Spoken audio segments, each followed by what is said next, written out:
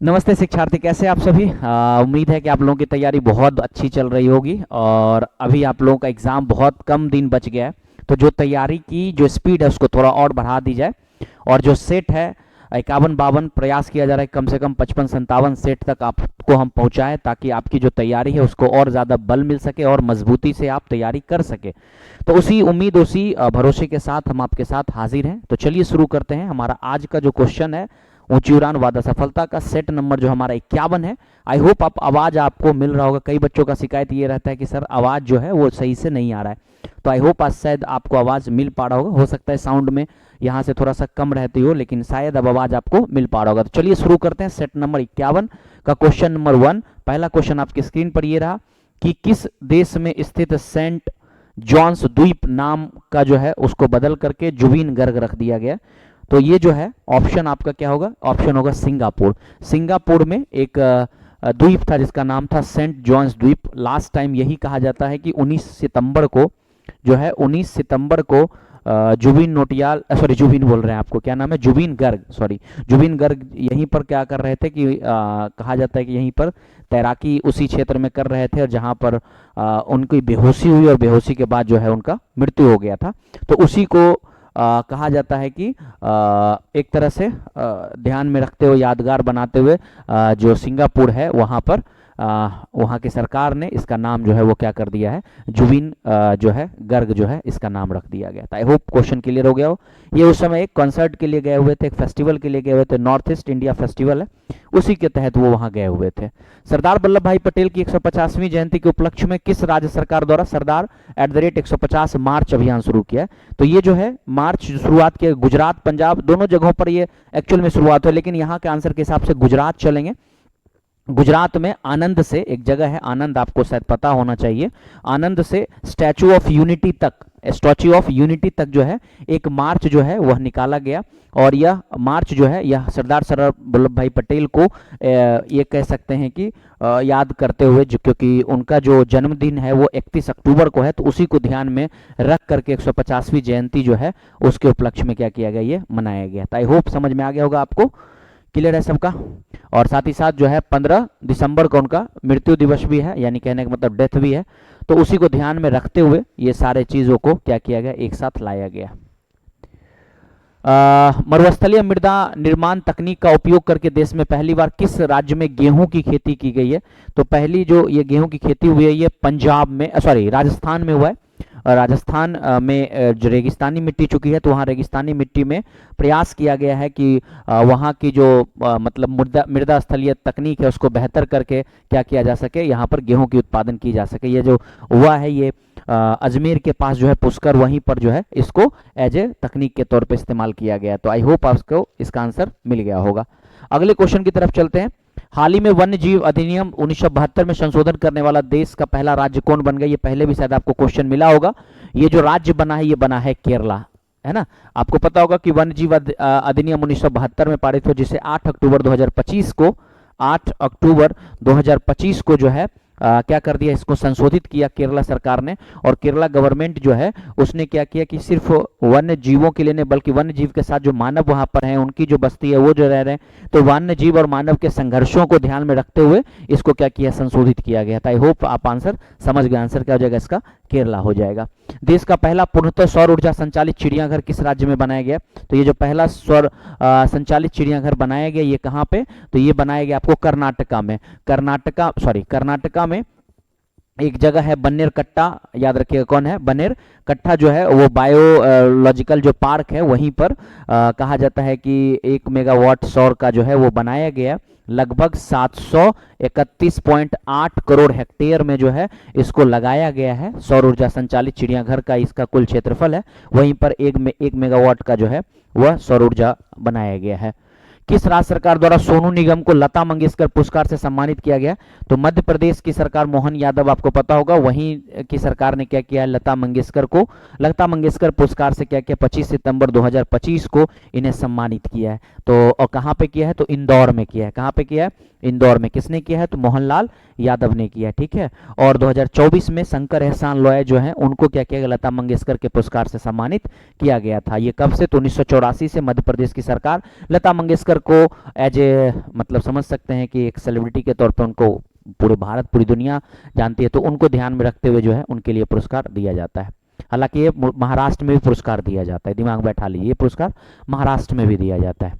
किस राज्य विधानसभा के 75वें वर्ष के अधिक सफर को दर्शाने वाले पुस्तक सिटाडेल ऑफ डेमोक्रेसी, ये जो है बिहार सरकार ने क्या किया कि 75वां जो है विधानसभा के उपलक्ष्य में जो है यहाँ पे बिहार में ये क्या किया गया, सिटाडेल ऑफ क्या नाम है आपको, डेमोक्रेसी का जो है बुक एक लाया गया।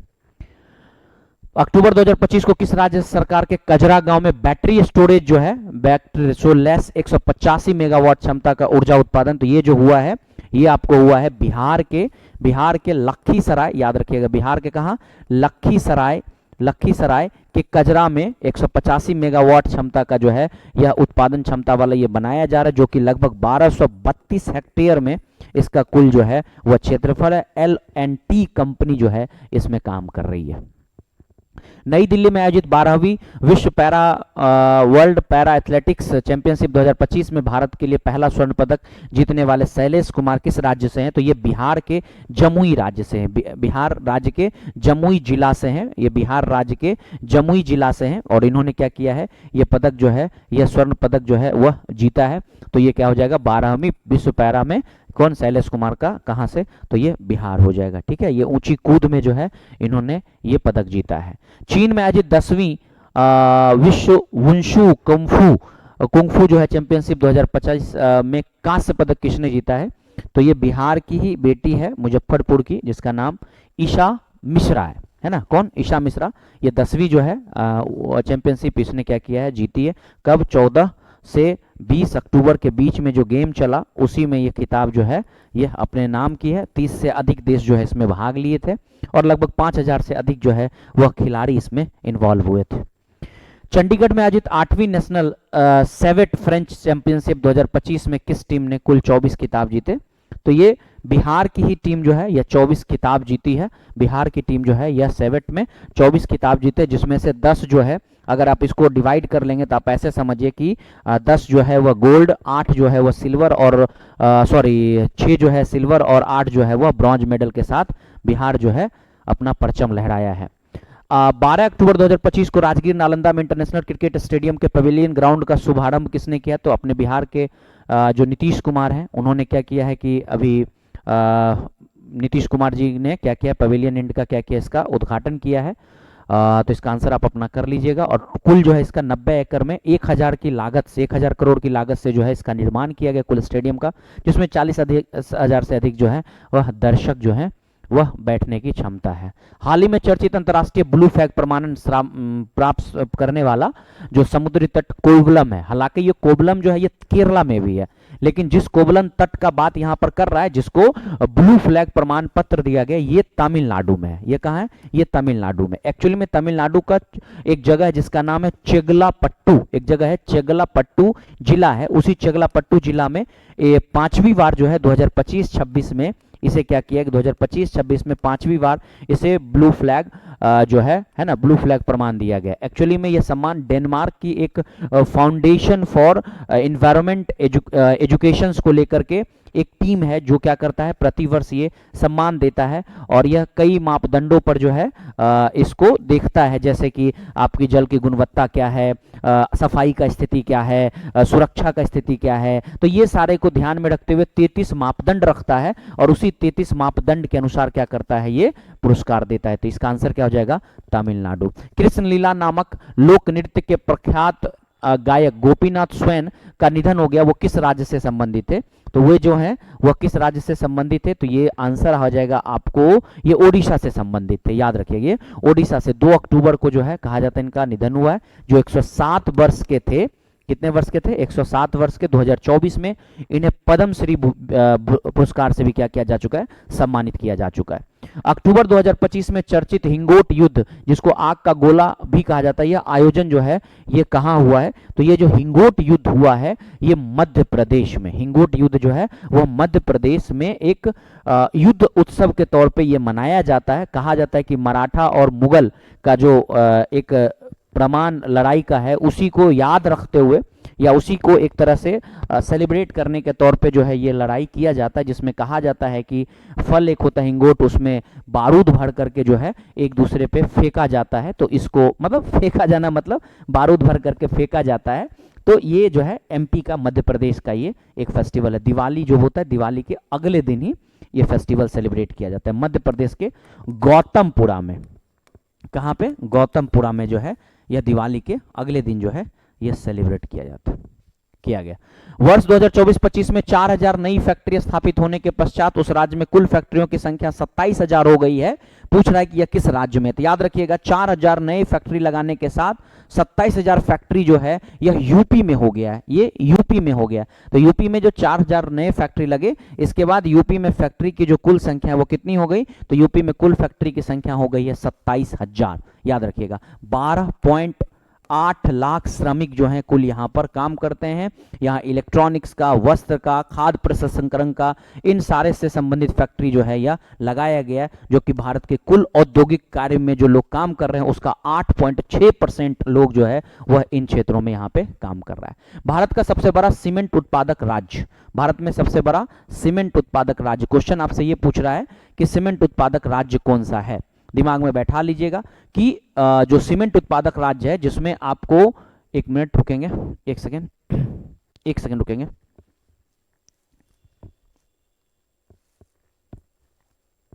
हाँ हेलो,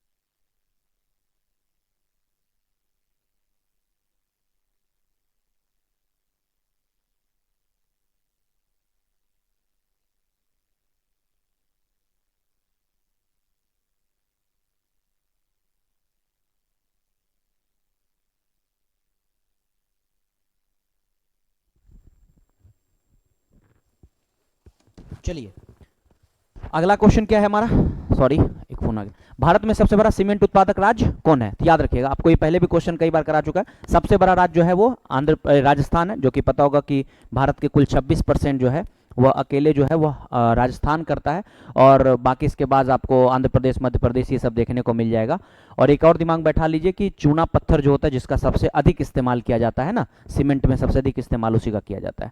भारत के किस राज्य में नामफुक कोयला खंड की पहली वाणिज्यिक कोयला खदान शुरू किए गए? तो यह आंध्र प्रदेश, अरुणाचल प्रदेश, मिजोरम, मेघालय, क्या हो जाएगा? अरुणाचल प्रदेश हो जाएगा। क्या हो जाएगा? अरुणाचल प्रदेश। 6 अक्टूबर को 2025 को जो कोयला मंत्री हैं जी किशन रेड्डी, उन्होंने क्या किया कि मतलब यहाँ पर एक भंडार मिला, भंडार जो कि 1.5 करोड़ टन का जो है यह कोयला का भंडार है, वहीं पर जो है ये खाद्यान्न का काम जो है वह शुरू किया गया, वाणिज्य कोयला खाद्यान्न का काम शुरू किया गया। याद रख लीजिएगा, ये ईस्ट विजन इंडिया जो है एक्ट है, उसके तहत इसका काम शुरू किया गया। ट्रूथ विदाउट एपोलॉजी जो है यह किसका है? तो ये जो बुक है ये आपको आचार्य प्रशांत जी का ये बुक है ना, ये बुक उनका है, ठीक है। इन्होंने मतलब बिना क्षमा मांगे जो है सच बोलना, जिसमें आपको झूठ भी लगे, तो इस चीज को लेकर के ना। हाल ही में किस राज्य सरकार द्वारा 5 महानगरों के निवेशकों को आकर्षित करने के लिए सैटेलाइट इन्वेस्टमेंट प्रमोशन ऑफिस खोलने का निर्णय लिया है? तो ये जो है यूपी की सरकार जो है, योगी आदित्यनाथ की सरकार ने ये डिसाइड किया है कि 5 जो है महानगर के निवेशक, जैसे 5 महानगर में अगर आप जाएंगे तो आप मुंबई चले जाइए, आप बेंगलुरु चले जाइए, आप हैदराबाद, या फिर आप नई दिल्ली, या फिर आप चेन्नई, ठीक है। इन 5 महानगरों को क्या किया यहाँ पर आकर्षित करने के लिए सैटेलाइट इन्वेस्टमेंट प्रोग्राम का ऑफिस जो है यह किया गया। इसका उद्देश्य ये होगा कि जो औद्योगिक केंद्र है उससे पूंजी निवेश को सीधा बढ़ावा देना, यहाँ पर पूंजी निवेश करना, औद्योगिक जो केंद्र है उसका। सौर ऊर्जा का सबसे महत्वपूर्ण भूमिका होता है जल चक्र में, सौर का जो बहुत बड़ा भूमिका होता है, कार्बन चक्र, ऑक्सीजन चक्र, ये सबसे ज्यादा जो है यह जल चक्र में हो जाता है। निम्नलिखित में से कौन सी जलधारा अटलांटिक महासागर में प्रवाहित नहीं होती है? रेनले जो है यह आपको अटलांटिक में ही है।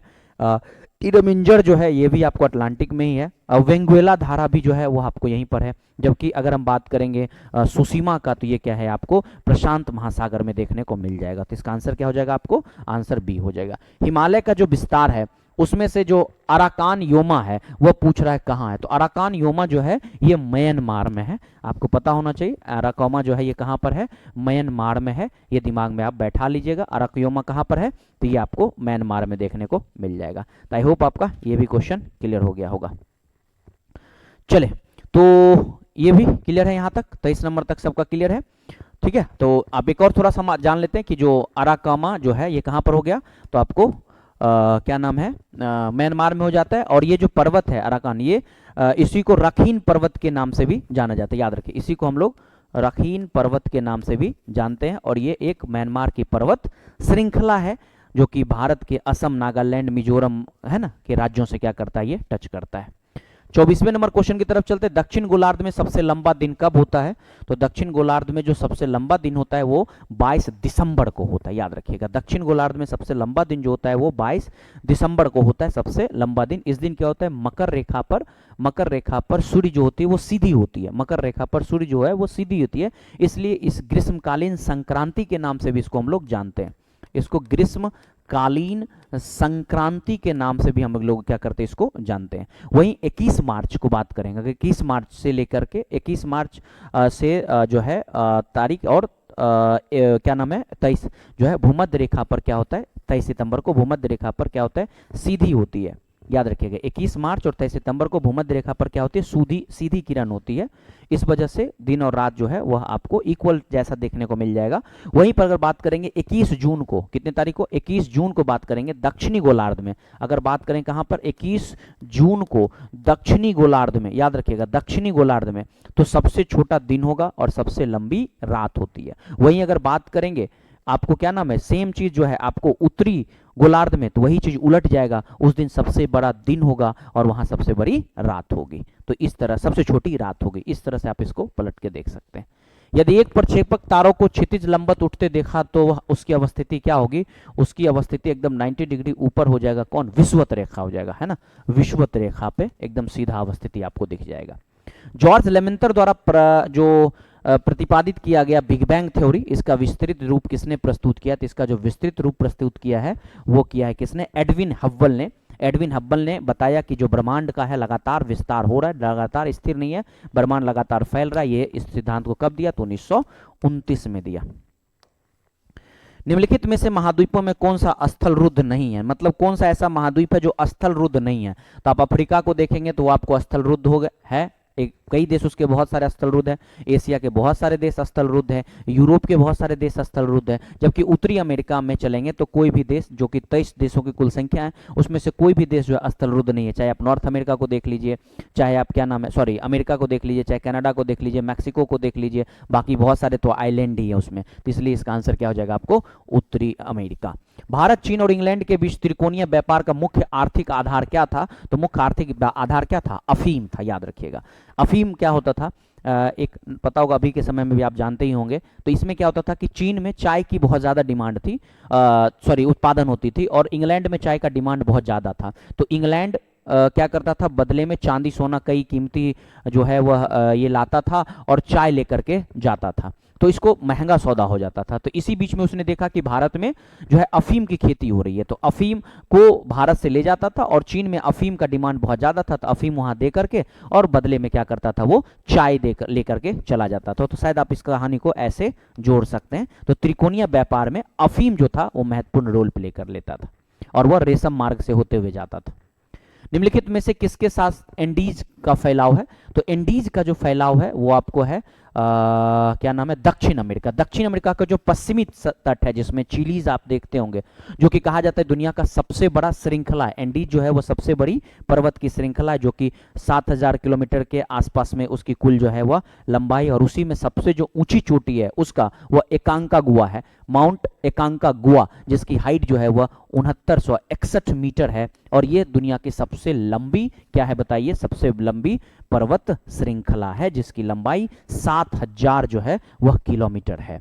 इसके अलावा हम अगले क्वेश्चन की तरफ चलें। 30 नंबर, किस क्षेत्र को वैश्वीकरण से अधिक लाभ प्राप्त हुआ है? तो देखिए वैश्वीकरण को वैसे तो सब क्षेत्रों में लाभ प्राप्त हुआ है, सेवा, कृषि, विनिर्माण, सबको, लेकिन सबसे अधिक जो हुआ है जिससे रोजगार बहुत तेजी से बढ़ी है वो है सेवा क्षेत्र। सेवा क्षेत्र का विस्तार बहुत ज्यादा हुआ, सेवा क्षेत्र को डेवलपमेंट बहुत ज्यादा हुआ है। मोतीलाल नेहरू अध्यक्ष, बाकी 8 सदस्य, मतलब उनके अलावा जो 8 सदस्य नेताओं था, उसने जो है भारतीय संविधान का प्रारूप समिति तैयार किया था। तो ये कब? तो ये 1928। इसको नेहरू रिपोर्ट के नाम से भी हम लोग कई बार आप सुनते होंगे, इसको नाम से जाना जाता है। इसमें अगर चलेंगे तो क्या नाम है, आपको सप्रू देखने को मिलेंगे, अली इमाम देखने को मिलेंगे, इसके अलावा क्या नाम है, कई और मेंबर जिसमें जी.आर. प्रधान आपको, फिर उसके बाद क्या नाम है, सुभाष चंद्र आपको देखने को मिलेंगे, अली इमाम देखने को मिल जाएंगे, है ना। तो ये सब इसमें सदस्य रह चुके थे।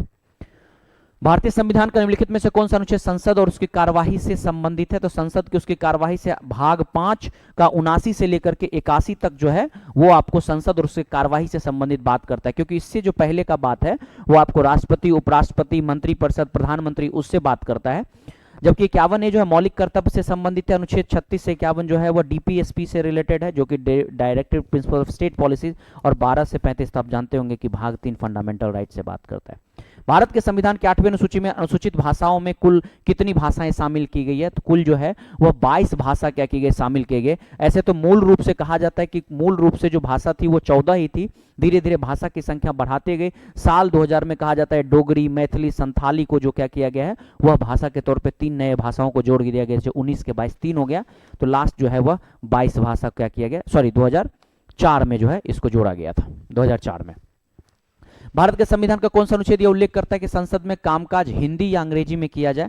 तो ये जो है आपको अनुच्छेद 120 जो है याद रखिएगा, है ना, जो कि ये देता है कि भाग जो है आपको 17 जो है उसके 348 के अधीन ये बात कहा गया है कि अनुच्छेद 120 के तहत जो है संसद क्या कर सकता है, या संविधान जो है यह उल्लेख करता है कि संसद हिंदी और अंग्रेजी किसी में भी काम कर सकता है।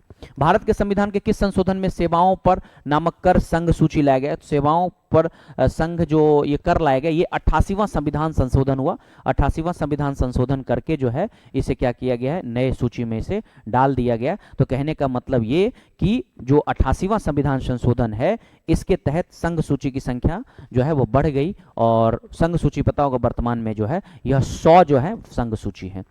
लोकसभा में आंग्ल भारतीय समुदाय के प्रतिनिधित्व की स्थिति क्या है? तो आंग्ल समुदाय की स्थिति यह है कि उसे हटा दिया गया, आपको पता होना चाहिए इसकी स्थिति जो है वो अब नहीं है। तो इसलिए 104वां संविधान संशोधन करके जो इसको मनोनीत करने को ये दिया जाता था उसे क्या कर दिया गया, समाप्त कर दिया गया। इसलिए आंसर आपको ए हो जाएगा।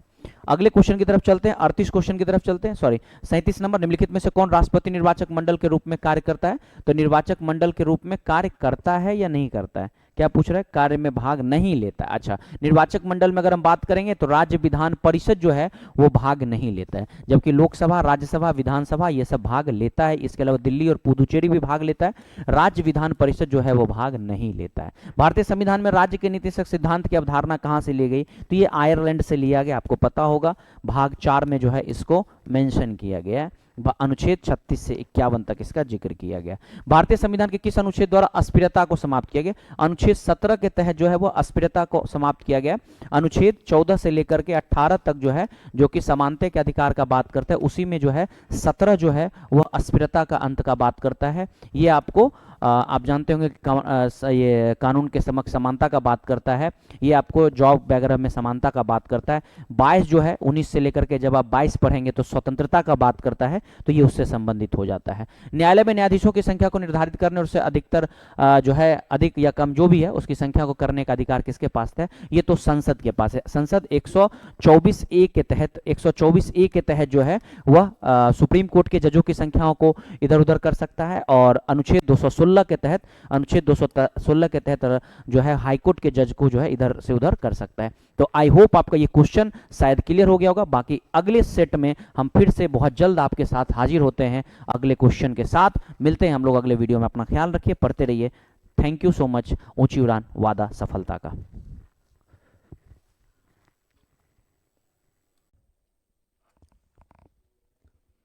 नमस्कार, ऊंची उड़ान के इस प्लेटफॉर्म में आपका स्वागत है। और अभी तक आप लोगों ने बहुत ही अच्छे तरीके से अपने टेस्ट को दिया है, और उम्मीद करते हैं कि आप लोग यूं ही लगातार अपने टेस्ट को अच्छा देते रहेंगे और साथ ही साथ एनालिसिस को भी देखते रहेंगे, और ये गारंटी है कि हम लोग बहुत जल्द सफलता तक पहुंचेंगे, क्योंकि ऊंची उड़ान अपने एक थीम के साथ लिए चल रहा है जो कि सफलता वादा का है, और इस वादा को हम लोग जरूर पूरा करेंगे और आपके साथ मिलकर के करेंगे। यही अपना अभियान है, यही अपना सपना है। आते हैं, अब बात करते हैं 41वें नंबर से, क्योंकि 40वें नंबर तक का सवाल आपने सुमित सर के साथ ऑलरेडी कवर कर लिया है। आते हैं 41वें नंबर के सवाल में, जहां सवाल यह है कि जीवन की भौतिक जीवन गुणवत्ता, ठीक है, मतलब PQIL, मतलब आपकी जो जिंदगी है वो कितनी सुचारू रूप से सही है, तो वो जो भौतिक जीवन गुणवत्ता है कि गणना में निम्नलिखित में से किस आयाम का प्रयोग नहीं किया जाता है।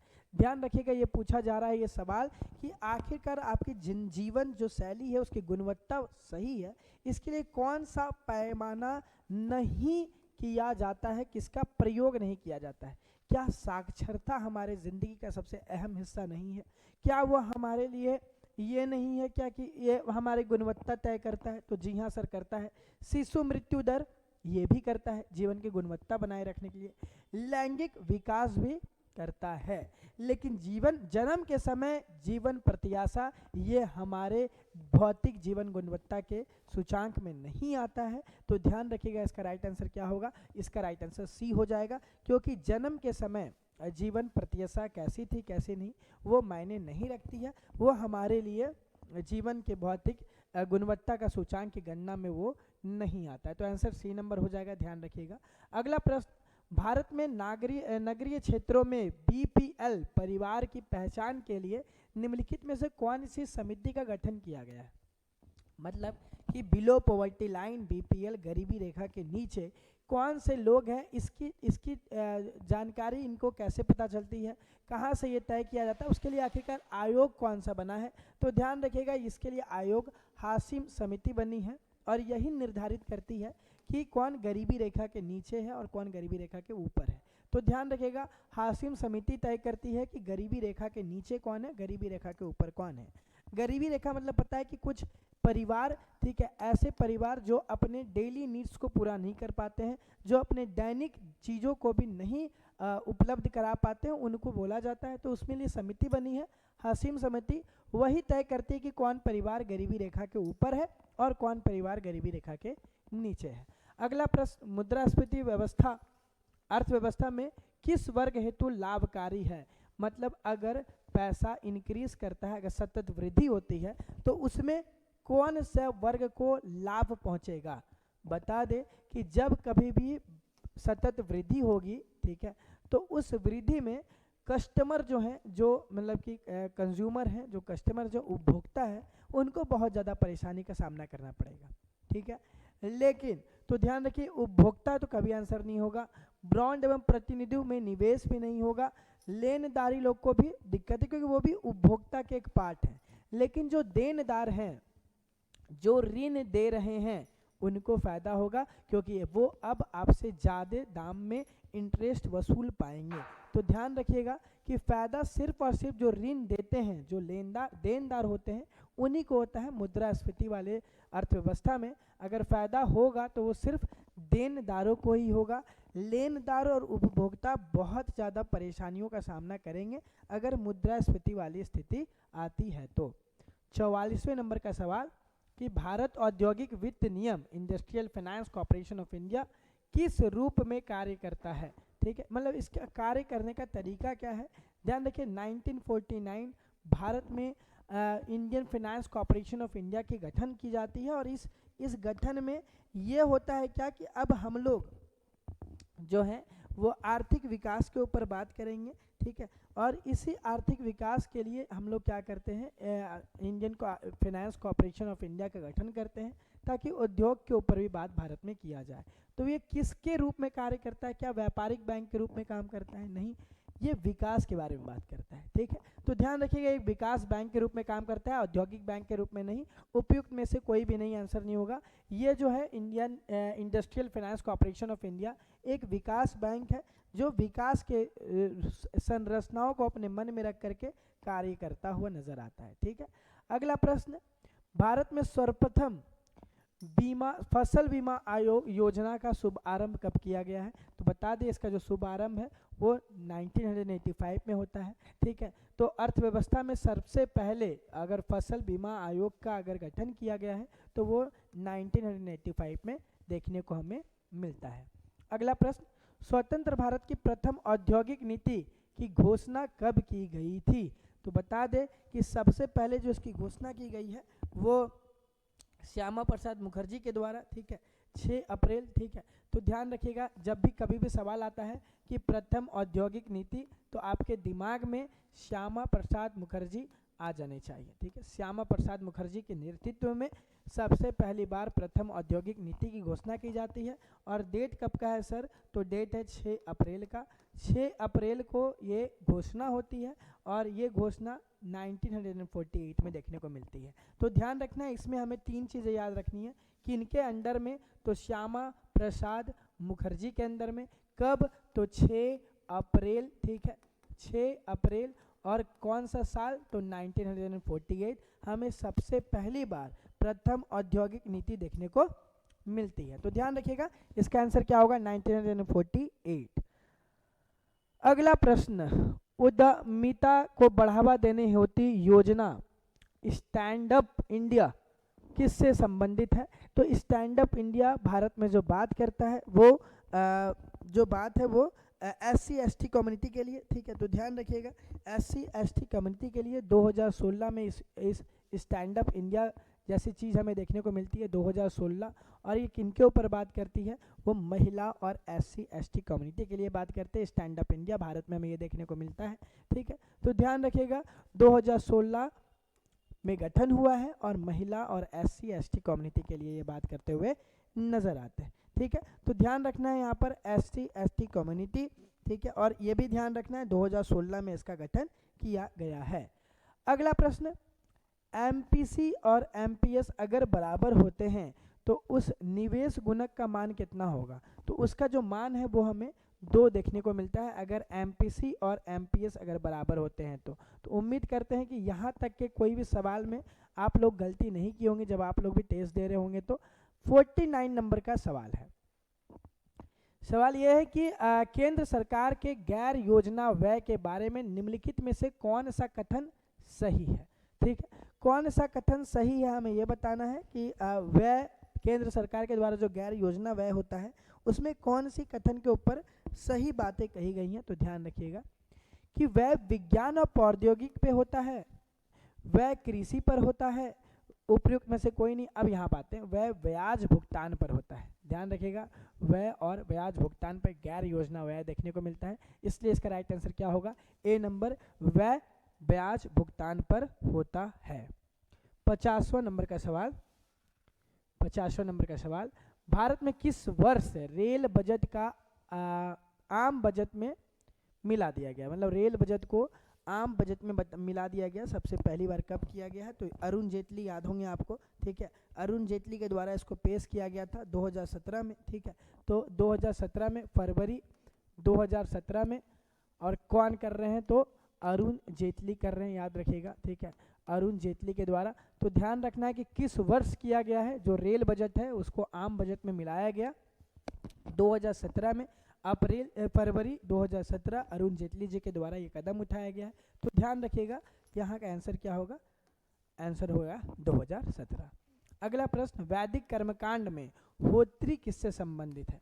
होत्री जो होते थे वो ऋग मंडल में जो यज्ञ जो करवाते थे तो उन्हीं को होत्री कह के पुकारा जाता था। इनका संबंध किससे है? तो वो ऋग्वेद से है। याद रखिएगा ऋग्वेद में जो भी इंसान जो भी साधु संत हुआ करते थे या ऋग्वेद से संबंधित जितने भी लोग थे उनको होत्री कह के पुकारा जाता था। तो इसका राइट आंसर क्या होगा? ऋग्वेद। ऋग्वेद में आपको पता है हमारे 10वें मंडल से, ऋग्वेद के 10वें मंडल से हमें पुरुष सूक्त देखने को मिलता है। पुरुष सूक्त में ही हमें वर्ण व्यवस्था का भी वर्णन देखने को मिलता है। तो अगर ये सवाल कल दिन बनता है कि वर्ण व्यवस्था के बारे में हमें जानकारी कहाँ से मिलती है तो वो भी याद रखिएगा ऋग्वेद से मिलती है, ऋग्वेद के पुरुष सूक्त से मिलती है। पुरुष सूक्त क्या है? तो वो 10वां मंडल है ऋग्वेद के 10वें मंडल में और आखिरी मंडल। ठीक है, तो 10 मंडल है टोटल, उसी के आखिरी मंडल में हमें देखने को मिलता है कि पुरुष सूक्त की जानकारी दी गई है। सिंधु घाटी सभ्यता को सबसे पहले नगरीय क्रांति की संज्ञा क्यों किसके द्वारा दी गई? नगरीय क्रांति क्यों कहा जा रहा है, ध्यान रखिए, क्योंकि माना जाता है कि सिंधु घाटी सभ्यता जो है वो हमारी नगरीय सभ्यता है। यहाँ के जितने भी हमें सभ्यता, जितने भी स्थल हमें देखने को मिले हैं वो नगर रूपी देखने को मिले। वो एक नगर है, वो एक गांव नहीं है, क्योंकि हमें योजना वृद्ध देखने को मिलती है सभ्यता।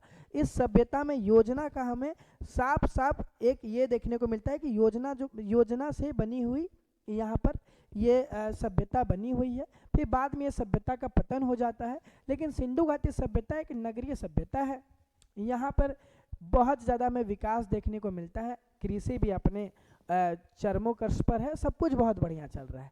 इसी कारण से उसको नगरीय क्रांति मानते हैं सबसे पहला। और ये जो संज्ञा दिए हैं ये कौन दिए हैं? गार्डन चार्ल्स के द्वारा दिया गया है। ठीक है, तो ध्यान रखिएगा, गार्डन चार्ल्स के द्वारा ये सिंधु घाटी सभ्यता को नगरीय सभ्यता की संज्ञा दी गई है। अशोक के नाम का स्पष्ट उल्लेख अधोलिखित अभिलेख से प्राप्त होता है। मतलब कहाँ से अशोक के अधोलिखित हमें ये देखने को मिलते हैं? तो ध्यान रखिएगा, वो भी हमें मस्की से देखने को मिलते हैं, दक्षिण भारत का हिस्सा। ठीक है, मस्की से हमें इनके अभिलेख प्राप्त होते हैं। ठीक है, अधोलिखित अभिलेख प्राप्त होते हैं। तो राइट आंसर क्या होगा? मस्की इसका राइट आंसर होगा। यूसी की CU की नामक यात्री विवरण निम्नलिखित में से किससे जुड़ा हुआ है? मतलब किनके द्वारा CU की जो हमें देखने को मिलती है, किनके द्वारा आखिरकार लिखा गया है? तो ध्यान रखिएगा कि हॉर्नसॉन्ग जो है उनके द्वारा, जो उन्हीं से संबंधित है। यूसी की, अभी ध्यान रखिए, यूसी की कभी भी आपको दिखता है या CU की आपको कभी भी दिखता है, ये एक चीनी यात्री है। तो ध्यान रखिएगा, ये चीनी नाम है, तो ये चीनी यात्री हॉर्नसॉन्ग ही है। अलबरूनी जो है वो हमारे कहाँ से आए हैं? ये हमें उज्बेकिस्तान से देखने को मिलते हैं, ख्वारिज में उज्बेकिस्तान से हैं। फायान मेगास्थनीज आपको पता ही है, सेल्यूकस निकेटर के द्वारा भेजा हुआ एक दूत है।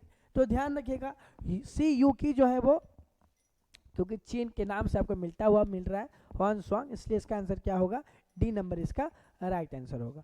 अगला प्रश्न, ताजमहल के मकबरे की रूपरेखा किनके द्वारा, प्लीज क्वेश्चन पे ध्यान दीजिएगा, तैयार की गई है? सवाल ये पूछा गया किनके द्वारा इनकी जो रूपरेखा है मकबरे की वो तैयार की गई है?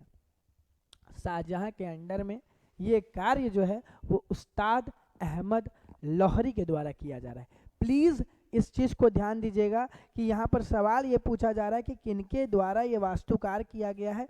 तो ये जो है उस्ताद अहमद लाहौरी के द्वारा किया जा रहा है। शाहजहां अपॉइंट कर रहे हैं और इन्होंने ही पूरी रूपरेखा को तैयार किया है। प्लीज शाहजहां मत मार दीजिएगा। यहाँ पूछा गया किनके द्वारा तैयार किया गया है, तो वो उस्ताद अहमद लाहौरी के द्वारा तैयार किया गया है। अगला प्रश्न, प्रशासन महान सम्राट अकबर के अनुसरण किया जाने वाला प्रतिरूपी कब बनाया गया, जिसमें मुगल साम्राज्य को संगठित किया? मतलब कि अकबर का शासनकाल हमें पता देखने को मिलेगा कि मुगल साम्राज्य का सबसे अच्छा साम्राज्य देखने को मिल रहा है, जिस समय में बहुत ज़्यादा ये अपने आप को वर्चस्व प्राप्त कर पा रहे हैं। तो ये किसके द्वारा किया जा रहा है? तो ध्यान रखिए, शेरशाह सूरी। ठीक है, शेरशाह सूरी के अनुसरण के बाद हमें देखने को मिलता है इन्होंने संगठित किया था। शेरशाह सूरी कहीं पर भी नहीं हारते हुए नजर आए हैं, बाद में दुर्घटनाग्रस्त हो जाती है और इनकी डेथ हो जाती है, तीर लग जाता है इन्हें। तो ध्यान रखिएगा, शेरशाह सूरी इसका राइट आंसर होगा। प्रश्न है, इब्न बतूता के भारत आने पर दिल्ली सल्तनत का शासक कौन था?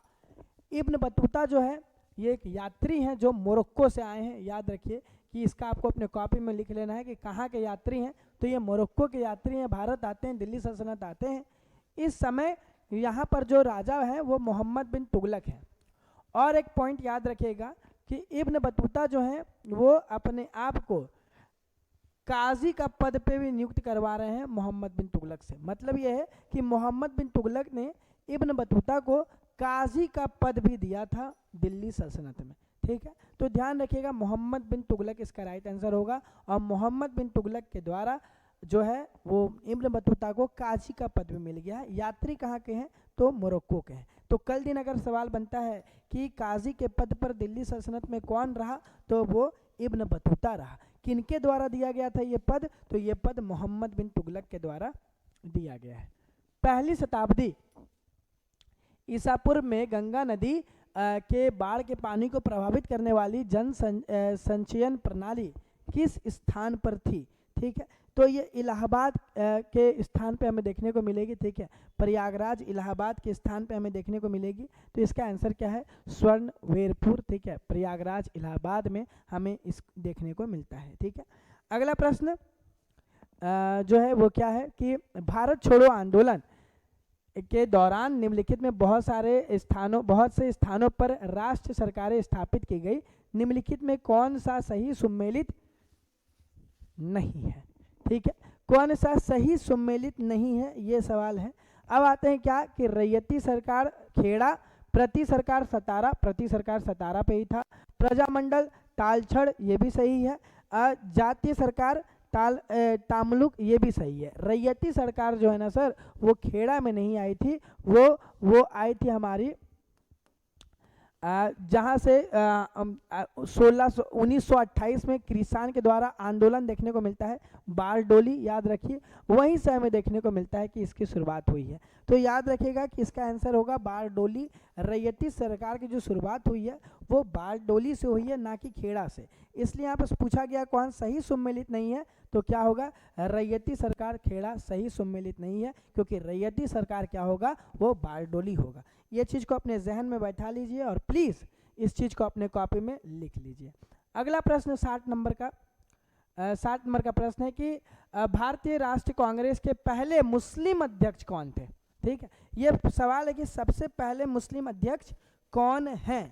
ठीक, तो ध्यान रखिएगा, जो मुस्लिम अध्यक्ष हमें देखने को मिलते हैं मद्रास सेशन। ठीक है, 1887 का तीसरा मद्रास सेशन चल रहा है। ठीक है, 1887 में, क्योंकि याद करिए कांग्रेस की जो स्थापना है 1885 में हुई, तो 1885 पहला, 1886 दूसरा और 1887 तीसरा, और इसी तीसरा में मद्रास में इसकी बैठक चल रही है इस कांग्रेस की, और यहाँ पे अध्यक्ष कौन है? बारुद्दीन तेज जी। ठीक है, तो इसके आंसर कौन होंगे? बी नंबर होंगे, पहले मुस्लिम अध्यक्ष हैं। तीसरा कांग्रेस का सेशन है 1887, और कहाँ पर हो रहा है सर? तो ये हो रहा है मद्रास में। ठीक, तो ध्यान रखिएगा आंसर क्या होगा? बी नंबर इसका राइट आंसर होगा, पहले मुस्लिम अध्यक्ष पूछे गए हैं। प्रसिद्ध पुस्तक गुलामगिरी के लेखक कौन है? जो कोई भी पहले थोड़ा भी सेट दिए हुए हैं 3-4, तो उनको दिख गया होगा गुलामगिरी, जिसमें गुलामी प्रथा के ऊपर, ठीक है, कि गुलाम के जो गुलामों के साथ जो गुलामों के साथ जो गलत चीज़ें हो रही हैं उनके ऊपर बात करना, जाति व्यवस्था के ऊपर बात करना, जो शोषण इनके द्वारा झेला जा रहा है उनके ऊपर बात करना, ये सब कुछ किनके द्वारा किया जा रहा है, लिखा जा रहा है? तो ज्योतिबा भाई फूले के द्वारा ये सब कुछ लिखा हुआ हमें देखने को मिलता है। 1873 में इस बुक का प्रकाशन भी किया जाता है। तो गुलामगिरी का प्रकाशन कब किया गया पुस्तक का? 1873 में। बात किसके ऊपर हो रही है? गुलाम और जाति व्यवस्था के ऊपर। कर कौन रहे? तो ज्योतिबा भाई फूले। ठीक है, इससे इसका आंसर क्या होगा? गुलामगिरी का आंसर ए नंबर हो जाएगा, ध्यान रखिएगा। अखिल भारतीय ट्रेड यूनियन कांग्रेस का गठन कब किया गया था? ठीक, तो 31 अक्टूबर को इसका गठन किया गया था। इसका साल पूछा जा रहा है, याद रखिए कि भारतीय ट्रेड यूनियन कांग्रेस जो है वो अक्टूबर में देखने को मिलता है, और साल सर क्या है? तो 1920। ठीक है, अखिल भारतीय ट्रेड यूनियन कांग्रेस की जो स्थापना है वो अक्टूबर 1920 में हमें देखने को मिलती है। झांसी की रानी का मकबरा निम्नलिखित में से किस स्थान पर स्थित है? झांसी की रानी पता है आपको 1857 की क्रांति, और हम लोग हमेशा इनके बारे में पढ़ते हैं कि खूब लड़ी मर्दानी, वो तो झांसी वाली रानी थी। ठीक है, तो झांसी का जो मकबरा है वो हमें ग्वालियर वाले हिस्से में देखने को मिलता है। ठीक है, तो ग्वालियर में हमें झांसी की रानी का मकबरा देखने को मिलता है, ध्यान रखिएगा। तो इसका आंसर क्या हो जाएगा? ग्वालियर इसका आंसर हो जाएगा। निम्नलिखित में किस वर्ष बॉम्बे पुनर्गठन अधिनियम पारित किया गया था? तो ये जो है 1960 ईस्वी में बॉम्बे पुनर्गठन अधिनियम पारित किया गया है। तो ध्यान रखिए 1960 ईस्वी में, ठीक है, बॉम्बे पुनर्गठन अधिनियम पारित किया गया था।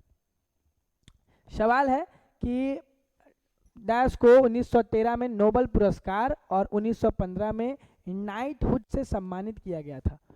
फिर इन्होंने 1919 में जलियांवाला बाग हत्याकांड के बाद ये जो नाइटहुड की उपाधि है इसका त्याग किया। मिल क्यों रहा है सर? तो मिल रहा है साहित्य के लिए, क्योंकि बहुत अच्छा साहित्य किया करते थे।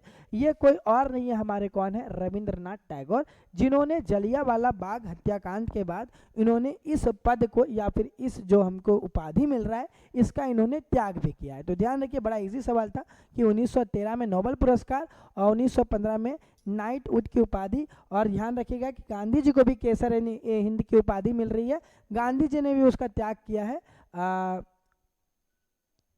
अच्छा सॉरी, हाँ, गांधी जी ने भी उसका त्याग किया है जलियांवाला घटना के बाद। ठीक है, हम 82 पे चले आए थे, आते हैं 66 नंबर पे ऊपर। ठीक है, 66 नंबर कि भारत में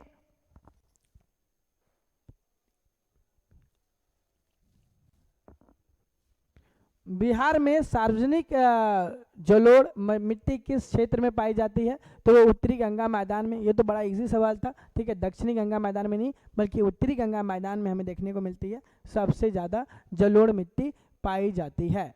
कोसी परियोजना किस वर्ष बिहार में शुरू किया गया था? ठीक है, तो कोसी परियोजना जो है वो हमें कब देखने को मिलता है? तो वो 1955 में हमें देखने को मिलता है कि कोसी परियोजना पारित किया गया है। ठीक है, 68वां नंबर सवाल कि बिहार का सबसे ऊंचा भाग किस क्षेत्र में स्थित है? तो बिहार का सबसे ऊंचा भाग दक्षिण बिहार का पहाड़ी क्षेत्र में स्थित है। गंगा में कैसे होगा? ऊंचा स्थान पूछ रहा है, ऊंचा भाग पूछ रहा है। मध्य मैदान में नहीं हो सकता है, दक्षिण गंगा में नहीं, पहाड़ी क्षेत्र में होगा। ध्यान रखिएगा, दक्षिण बिहार के पहाड़ी क्षेत्र में हमें देखने को मिलता है। बिहार के कितने जलों को तारामंडल बनाने के लिए, मतलब जिले होंगे वहाँ पे, ठीक है, जिलों को तारामंडल बनाने का निर्णय लिया गया है? तो कितने जिलों को? तो हमें 3 जिला देखने को मिलेंगे जिनमें तारामंडल बनाने का निर्णय लिया गया है। और फिर 17वां नंबर का सवाल कि बिहार में पटना के गुरु गोविंद सिंह 2025 में कौन सा प्रकाश वर्ष मनाया गया है? गुरु गोविंद सिंह, जिनका जन्म या फिर जिनके बारे में हमें बहुत ज़्यादा ये देखने को मिलती है, जो गुरु हैं सिख के, उनका जो है 2025 में 357वां ये लोग उत्सव मनाते हुए नजर आए हैं जनवरी 2025 में। ठीक है, तो 357वां 357 इसका राइट आंसर होगा। 71 नंबर से विज्ञान के सारे पोर्शन के साथ आपके साथ मनोज सर जुड़ जाएंगे। उम्मीद करते हैं कि आप अपने टेस्ट को यूं ही बरकरार रखेंगे और ऊंची उड़ान के साथ आप हमेशा जुड़े रहेंगे। धन्यवाद। जय हिंद, नमस्कार, स्वागत है आप सभी का ऊंची उड़ान की सफलता सीरीज में। तो अभी हम लोग स्टार्ट कर चुके हैं बिहार एसआई का सेट नंबर 51, जिसमें आप लोग को सुमित सर और आदित्य सर ने अन्य सब्जेक्ट कवर किया होगा और अभी हम लोग साइंस यहाँ से देखने वाले हैं। तो चलिए शुरू करते हैं। हमारा साइंस का क्वेश्चन नंबर 71 हो जाता है। ठीक है, साइंस यहीं से शुरू होता है 71 से, खास करके बिहार एसआई में। तो हमारा जो क्वेश्चन 71 है वो क्या कह रहा है? तो जड़त्व का संख्यात्मक मान है कितना है? सॉरी, किस पे निर्भर करता है? तो द्रव्यमान पे निर्भर करता है। द्रव्यमान यदि अधिक होगा तो एक तरह से जड़त्व भी अधिक होगा, द्रव्यमान कम होगा तो जड़त्व भी कम हो जाता है। वहीं बात कर लें तृतीय श्रेणी के उत्तोलक का सर्वोत्तम उदाहरण है। तो तृतीय श्रेणी के जो उत्तोलक होते हैं, ठीक है, उसका उदाहरण क्या होगा? तो यदि आयाम बीच में होगा, चलिए शुरू से समझ लेते हैं।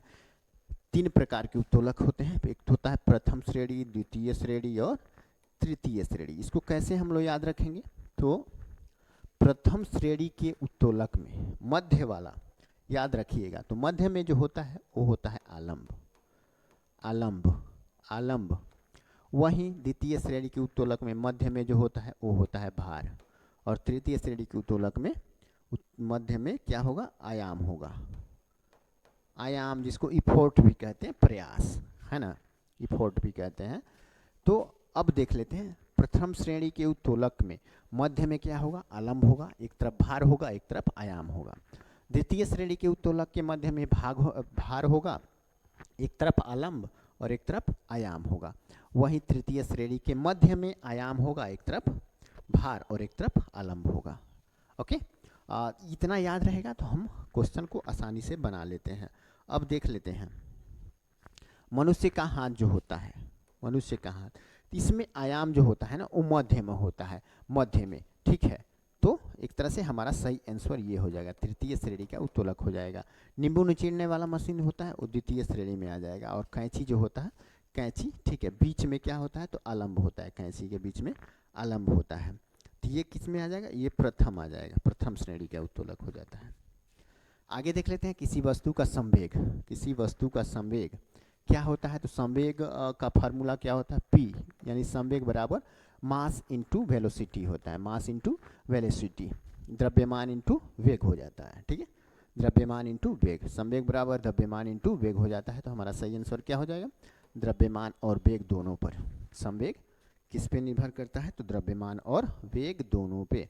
गुरुत्वाकर्षण सार्वभौमिक नियतांक डॉट डॉट है, तो गुरुत्वाकर्षण सार्वभौमिक नियतांक का एक, जिसमें कैपिटल जी के तौर पे हम लोग जानते हैं, उसका नियतांक जो वैल्यू पूछ रहा है यहाँ पे, तो आपने न्यूटन का जो गणितीय फार्मूला है सार्वभौमिक नियतांक का वो पता होगा। इसमें F बराबर जब हम लोग निकालते हैं तो क्या होता है, तो capital G into M1 into M2 बटे R स्क्वायर होता है। तो यहाँ पे जो कैपिटल G है उसी का वैल्यू पूछ रहा है। ये मान लीजिए दो द्रव्यमानों के बीच का गुरुत्व, एक तरह से गुरुत्वाकर्षण हम लोग निकालते हैं, तो उसमें M1 एक द्रव्यमान हो जाता है, M1 दो द्रव्यमान हो जाता है, और R जो होता है तो दोनों द्रव्यमानों के बीच की दूरी हो जाती है, जैसे चंद्रमा और पृथ्वी के बीच की दूरी वो R हो जाता है।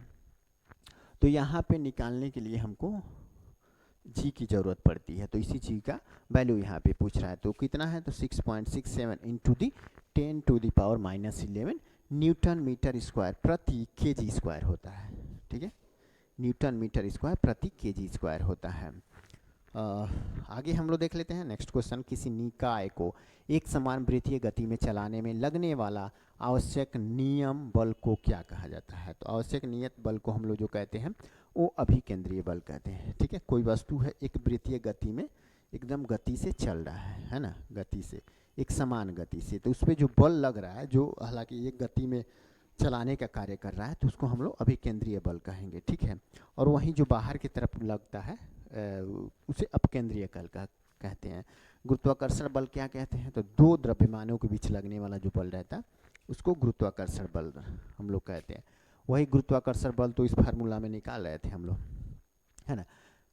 अब देख लेते हैं, दोलन करते समय लोलक के गोलक का वेग शून्य होता है, किस कंडीशन में शून्य होता है, तो दोलन करते हुए लोलक का पूछ रहा है। ठीक है, तो एक घड़ी में अक्सर देखते होंगे कोई इतना बड़ा दोलन होता है जो लोलक होता है, जो घूमते रहता है ऐसे करके, है ऐसे करके। ठीक है, ऐसे यहाँ पे ये ऐसे जाता है, ऐसे आता है, ऐसे जाता है, ऐसे आता है ना।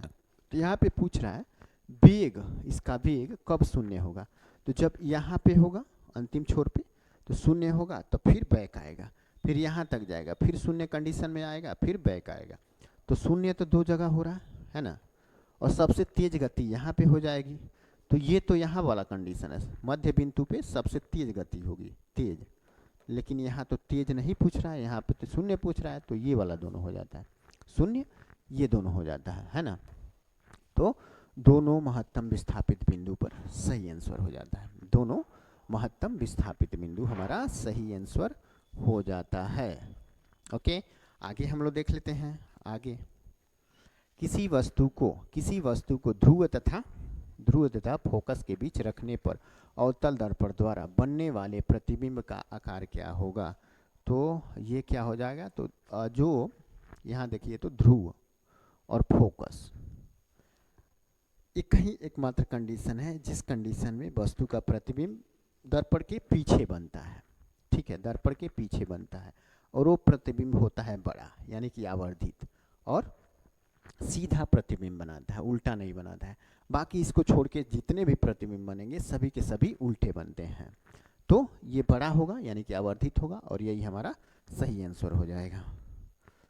अब देख लेते हैं विद्युत द्विध्रुवीय का कुल आवेश कितना होता है। दो ध्रुवीय विद्युत आवेश का कुल आवेश पूछ रहा है, तो कुल आवेश जो होता है संयुक्त रूप से ना वो शून्य होता है, क्योंकि दो ध्रुवीय में ना दो ध्रुव जो होते हैं उनका परिमाण हमेशा सेम होता है, और उस पर जो इलेक्ट्रिक चार्ज होता है, विद्युत चार्ज होता है, वो क्या होगा, तो समान मात्रा में होगा। जब उनका परिणाम समान होगा तो उसमें समान मात्रा में होगा, लेकिन विपरीत होगा। एक पे निगेटिव होगा तो एक पे पॉजिटिव होगा। और निगेटिव पॉजिटिव जब मिलेंगे तो, हालांकि मान लीजिए निगेटिव 2 यहाँ पे है और पॉजिटिव 2, और इन दोनों संयुक्त रूप से कितना होंगे, 0 होंगे, क्योंकि 2 माइनस है 2 प्लस है, तो एक में से एक घट जा रहा है, तो उस कंडीशन में 0 आवेश होगा।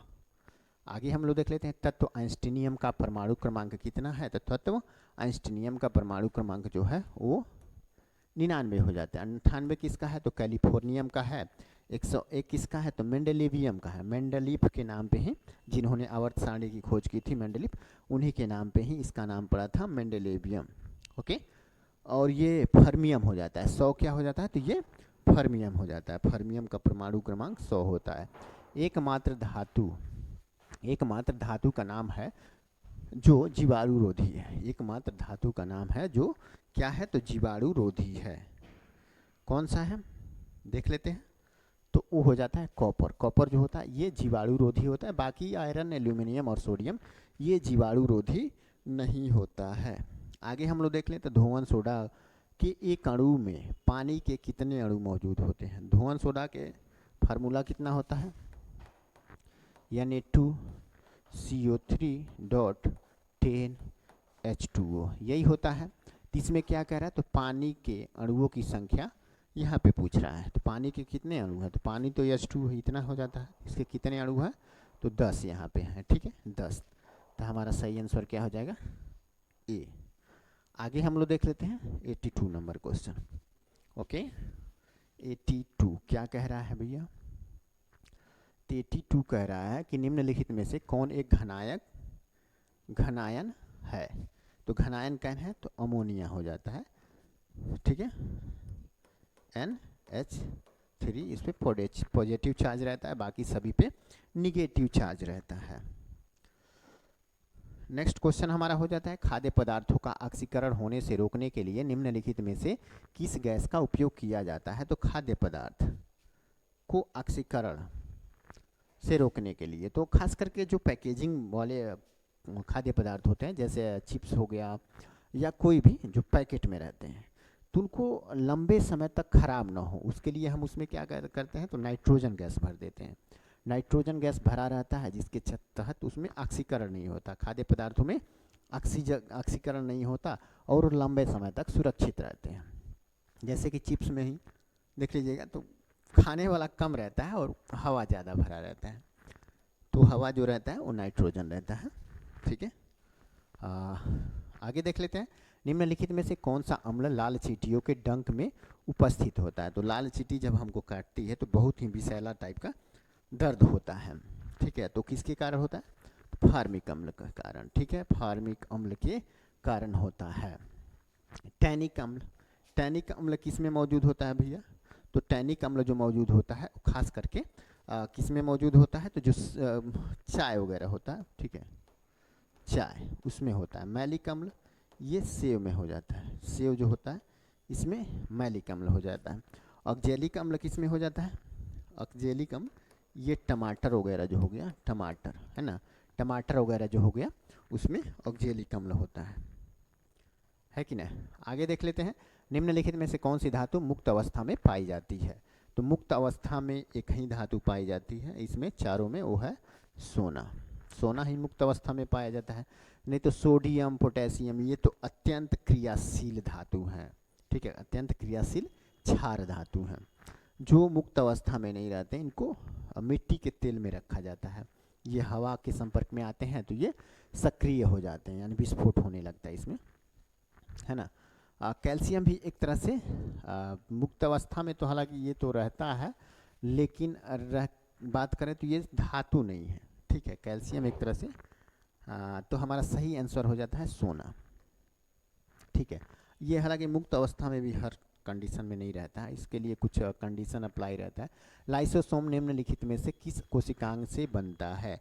लाइसोसोम जो होता है वो किससे बनता है, तो वो गोल्जी काय से बनता है। गोल्जी काय, गोल्जी बॉडी, ठीक है, जिसकी खोज गोल्जी बॉडी ने किया था। ठीक है, तो ये लाइसोसोम से बनता है। लाइसोसोम की खोज किसने की थी, ये भी कई बार पूछ देता है। तो डी डुबे नामक जो वैज्ञानिक थे उन्होंने लाइसोसोम की खोज की थी। किसने? तो डी डुबे ने। ओके, राइबोसोम को हम लोग क्या कहते हैं? तो प्रोटीन का निर्माण होता है, तो प्रोटीन की फैक्ट्री इसको कहते हैं। राइबोसोम को प्रोटीन की फैक्ट्री हम लोग कहते हैं। डैश बहुत कमज़ोर विकसित बच्चों को जन्म देता है। तो जो कंगारू होता है ना, कंगारू, वो बहुत कमज़ोर बच्चे को जन्म देता है। ठीक है, ध्यान रखिएगा।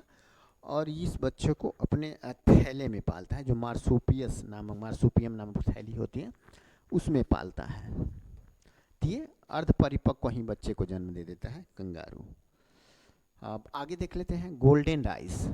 ठीक है, गोल्डन राइस में प्रचुर मात्रा में पाई जाती है। तो जो विटामिन ए होता है ना, वो गोल्डन राइस जो होता है उसमें प्रचुर मात्रा में पाई जाती है। गोल्डन राइस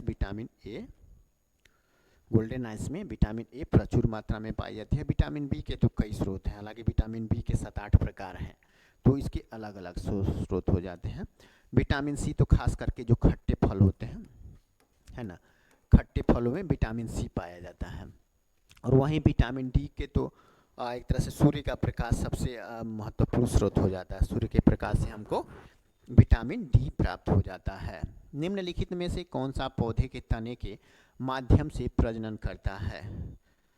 निम्नलिखित में से कौन सा पौधे के तने के माध्यम से प्रजनन करता है? तो पौधे के तने के माध्यम से प्रजनन जो करता है वो है गुलाब, है ना। गुलाब का तना काट के हम लोग कहीं पे मिट्टी के संपर्क में रख देते हैं तो क्या होता है, नया पौधा बन के चला आता है एक तरह से। ब्रायोफाइलम है ना, ब्रायोफाइलम, तो ये पत्तियों से ही नया पौधे का निर्माण हो जाता है। उसके पत्तियों से ही, पत्तियों के किनारों से ही नए पौधे का निर्माण हो जाता है, ब्रायोफाइलम।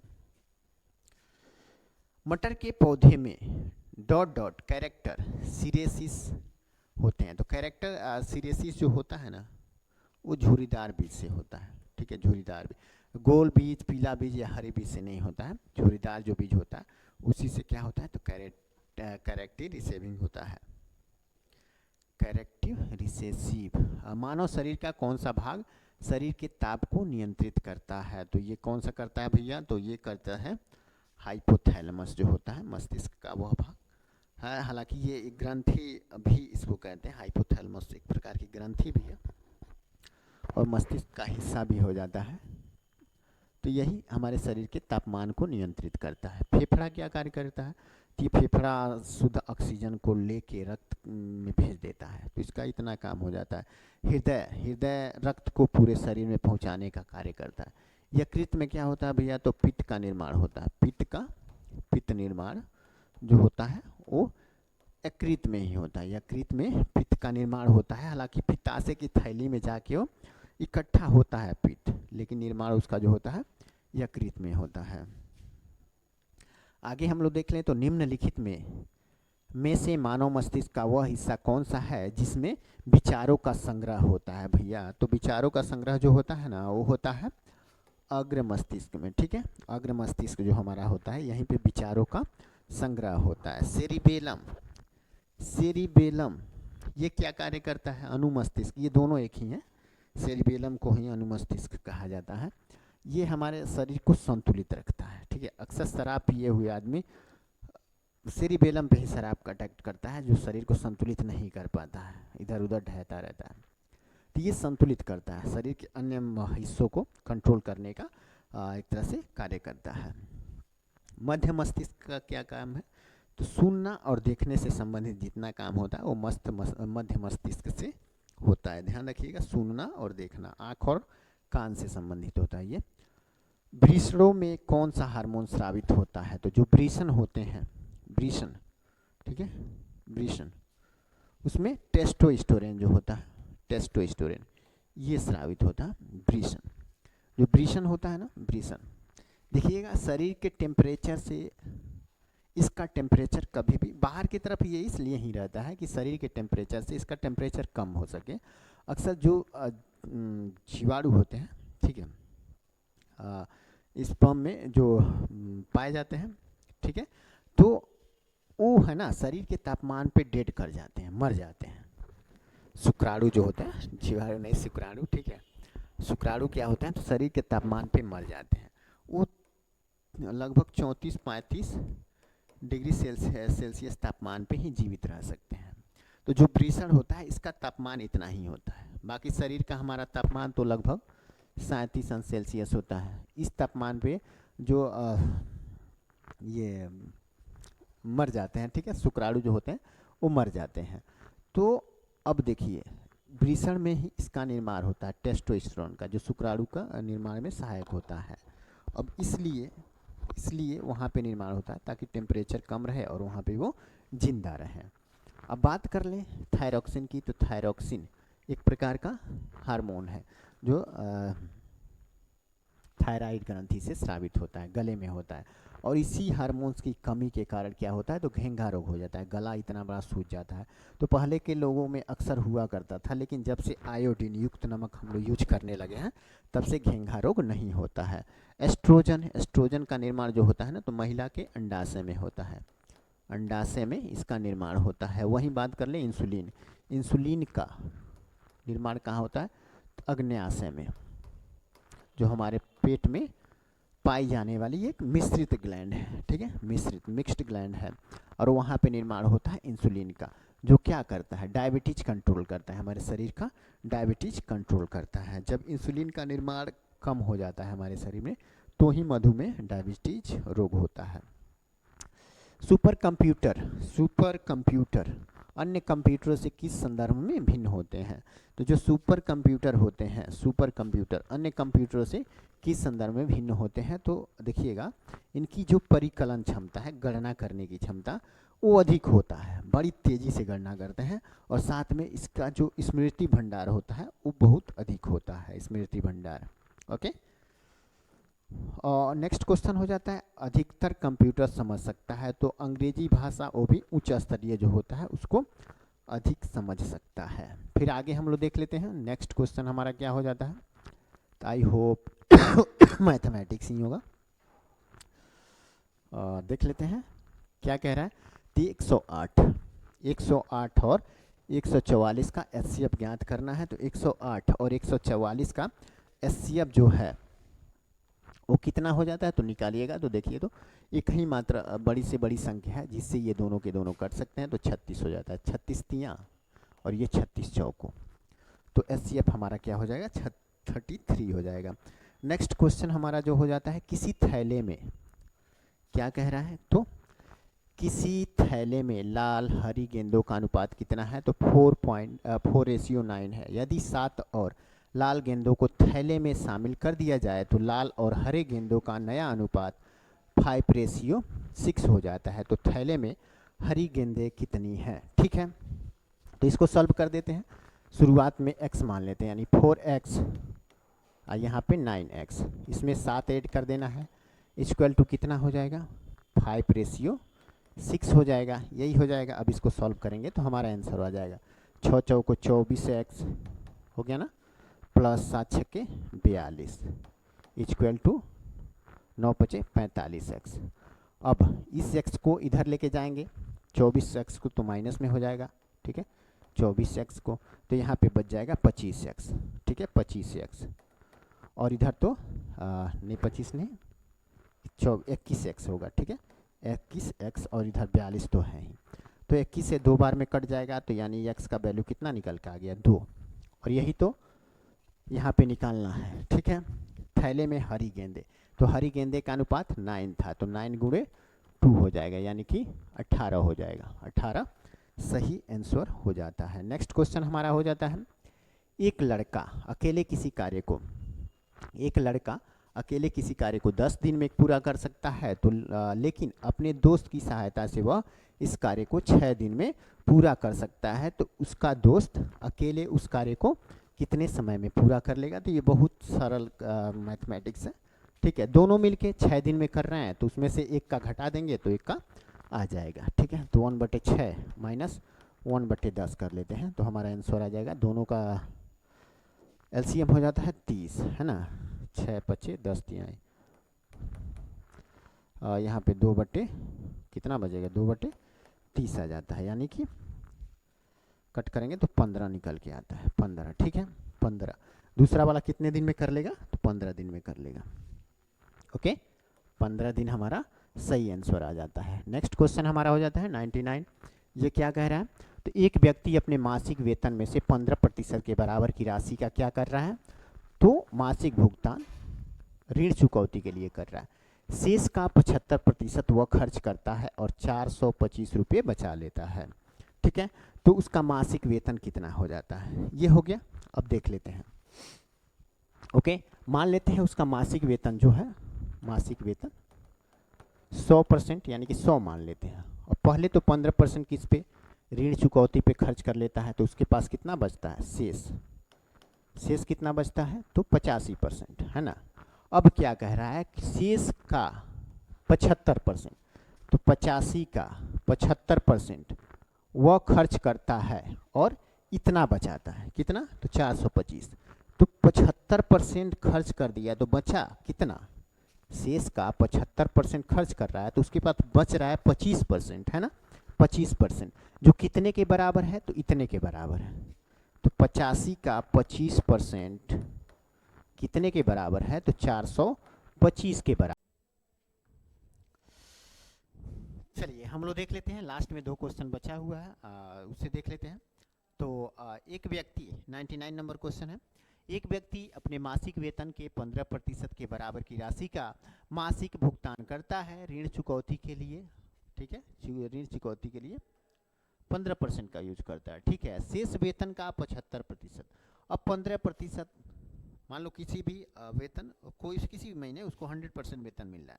ठीक है, मान लेते हैं वेतन जो है उसका हर महीने 100% है, 100 रुपया है, उसमें से 15% वह ऋण चुकौती में खर्च कर देता है। ठीक है, तो 15% खर्च कर दिया ऋण चुकौती में, तो उसके पास बचा 85%, है ना। ठीक है, 85%। अब शेष वेतन का शेष कितना बचा है, 85%, तो इसका 75% खर्च कर देता है वो। ठीक है, 75% खर्च कर देता है और 425 बचा लेता है। अगर शेष का 75% खर्च हो गया, तो शेष का 25% कितना होगा, तो 425। अब देखो शेष का 25% निकाल लेते हैं, 25%, है ना, 25%। अब देखो 25 चौको 100 और 4 से इसे काट देंगे, 4 दूनी 8, 4 एकम में 4, 4 2 5, इतना हो गया ये।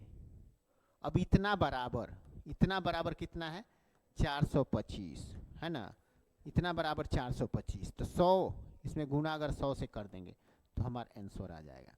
तो इससे ये कटेगा 20 बार में, काट के देख लेना, इससे ये कटेगा 20 बार में।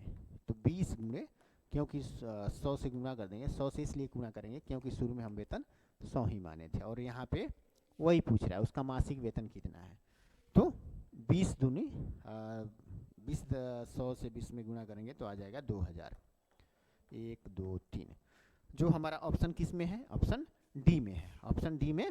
ठीक है, आगे हम लोग देख लेते हैं। नेक्स्ट क्वेश्चन हमारा हो जाता है 100 नंबर। 38 संख्याओं का औसत कितना है, तो 51 है। ठीक है, 38 संख्याओं का औसत 51 है। 24 पहली 24 संख्याओं का औसत 45 है और अंतिम 5 संख्याओं का औसत 60 है। तो शेष संख्याओं का औसत ज्ञात करना है। ठीक है, औसत शेष संख्याओं का निकालना है। तो टोटल संख्या 38 है जिसका औसत 51 है, तो 38 गुणे 51 कर देते हैं, तो टोटल संख्याओं का योग आ जाएगा। ठीक है, 38 से कम में 38 बचे 190 और 93, 193 हो गया। ठीक है, ये आ गया टोटल औसत का योग। ठीक है, अब पहली 24 संख्याओं का औसत कितना दिया है, तो 45 दिया है, तो 24 गुणे 45 कर लेते हैं। तो 24 बचे 120 का 0 और 24 चौको 96 और 12 108, ये हो जाता है। और दूसरा हो जाएगा अंतिम 5 संख्याओं का औसत 60 है, तो अंतिम 5 संख्याओं का औसत 60 है, 6 बचे 300, ये हो गया। यानी कि 24 5 29 संख्याओं का टोटल योग हम निकाल लिए इतना, यानी कि 0 8 3 1। ठीक है, इतना निकल के आ गया। अब 29 संख्याओं का टोटल योग इतना आ गया, तो हमारे पास बचा कितना, तो टोटल में से टोटल 38 संख्याओं का योग जो आ रहा है कितना, 19 38, यही आ रहा है। इसमें से हम लोग 1380 अगर घटा देते हैं तो हमारा 9 संख्याओं का औसत टोटल योग बचेगा, है ना। तो घटा देते हैं, 8 में से 0 जाए 8, 13 में से 8 जाए 5, और यहाँ पे 8 में से 3 जाए 5। ये संख्या निकल के आ रही है, जो कितने के बराबर है? तो 9 संख्या के, यानी कि 38 संख्याओं का योग इतना निकाले हैं, 24 संख्याओं का योग इतना निकाले हैं, और 5 संख्याओं का योग इतना निकाले हैं। यानी 24, 5, 29 संख्याओं का योग निकाले हैं, लेकिन हम 19 गो और निकालना बाकी, सॉरी 9 गो और ही निकालना बाकी है, जिसका यहाँ पूछा हुआ है कि शेष संख्याओं का औसत क्या है। तो कट कर देंगे, 9 6 के 54, यहाँ पे 54, एक बचेगा, 9 दूनी 18, आंसर क्या आ गया? तो 62। 62 ऑप्शन सी में है। ठीक है, ऑप्शन सी में है। इस तरह आज का जो डिस्कशन था हमारा समाप्त होता है। मिलेंगे नेक्स्ट वीडियो में एक नए कंटेंट के साथ। अगर आप लोगों को वीडियो अच्छा लगा हो तो लाइक, शेयर और सब्सक्राइब करना ना भूलें। मिलते हैं नेक्स्ट वीडियो में, तब तक के लिए सभी को बाय बाय।